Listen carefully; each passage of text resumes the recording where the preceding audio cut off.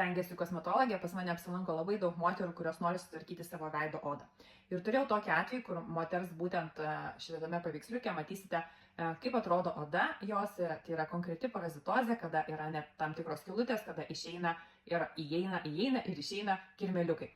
Tai rodo konkretus, kad organizmas yra užterštas ir net matosi akivaizdžiai ant odos.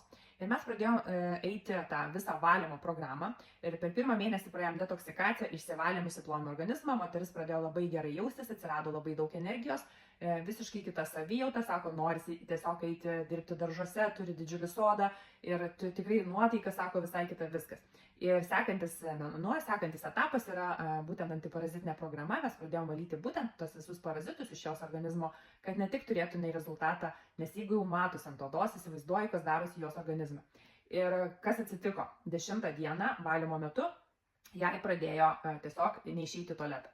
Pradėjo tarsi viskas kimšti, pradėjo likti viskas kažkas tokio darytis, kad sako, man labai prastai.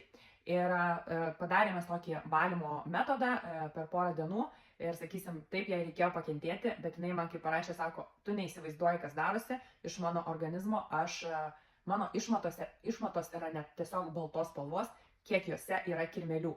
Tai ką reiškia, kad būtent jai užsikimšo tam tikras, kada sujudinam visas jos kirmelės, visas lervas valymo metu, jai užsikimšo visas jos žarnynas, jai buvo sunku išsituštinti. Visą tai mes tą problemą išsprendėm, nors prieš tai buvo viskas pas ją labai gerai, 2-3 kartus per dieną tuštinosi, bet reiškia, tokį padarė kamštį jai būtent parazitai. Ir kada viskas baigėsi, sakau, gerai, viskas labai gerai įsivalė, bet jinai pati nustebo, sako, aš negaliu patikėti, kad pas mane tiek jų yra. Ir visą tai dabar pažingsniui, toliau yra visas valymo, viskas dabar puikiai jaučiasi, vėl tuštinasi 2-3 kartus per dieną, vėl viskas labai gerai, nes praėjom patį tą bjauriausią reikalą, kad būtent pradėjo valytis.